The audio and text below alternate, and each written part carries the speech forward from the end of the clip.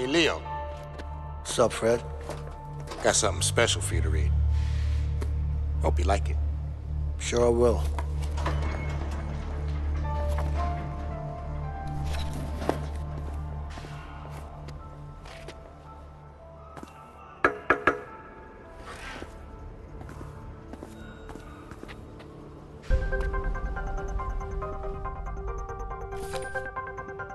A Way Out is the latest game made by Joseph Fares and the team of Hazelight Studios, previously known for Brothers, A Tale of Two Sons.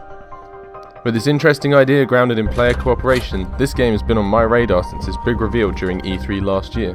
And if we're really being honest, who doesn't love a good prison break narrative? Excuse me. What? A Way Out takes you on a journey of two complete strangers, each coming from different walks of life. Leo, an angry man who turned to crime early in life, is in jail after a diamond heist gone terribly wrong.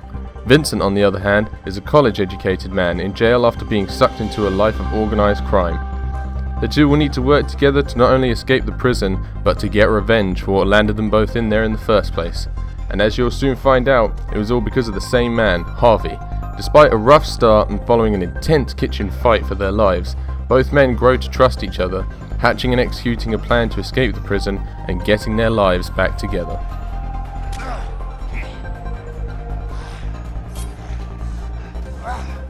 Here, take this.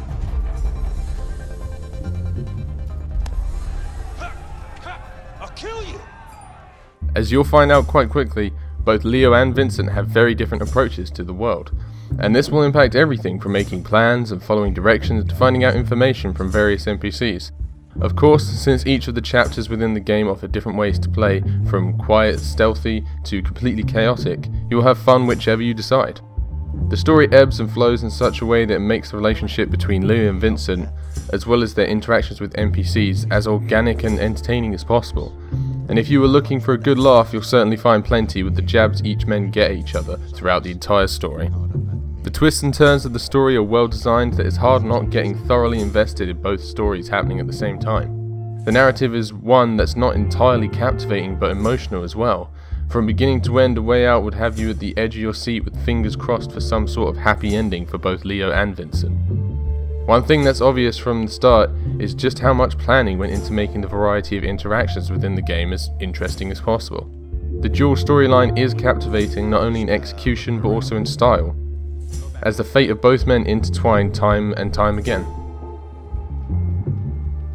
Though the idea of a prison break isn't exactly original, the relationship between Leo and Vincent makes for a very different experience, as does the cooperative component of A Way Out.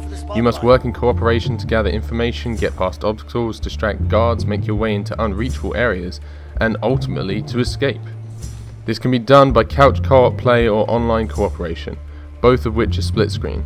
Of course, this isn't something that will feel natural at first if you're not used to playing split screen. However, it is necessary to understand the story from the other player's view as well. Visiting day? No. You sure? Yeah, go to sleep. While there aren't any different game modes available here, and despite the game's linearity, there are a lot of mini-games to play throughout the story, offering a certain level of flexibility. From playing horseshoes and darts and a whole lot more, you'll find there's more to do within the wide linear narrative offered. Outside of these mini-games, A Way Out doesn't exactly offer much in the way of replayability, though you can play through the game a few different times, picking Leo instead of Vincent and vice versa, and making different decisions along the way. That's pretty much it.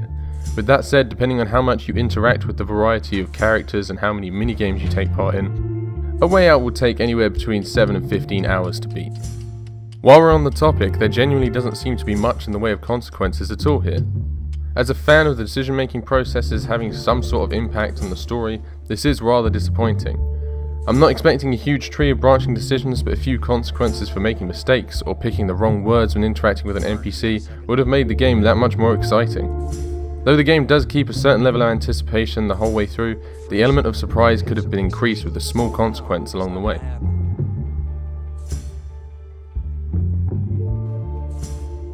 There's no denying, however, that A Way Out is visually stunning, though that's not as evident until you maneuver outside of the prison cells. As you make your way through the story, you'll discover different areas of the prison, and each look like they were carefully detailed to fit the game completely.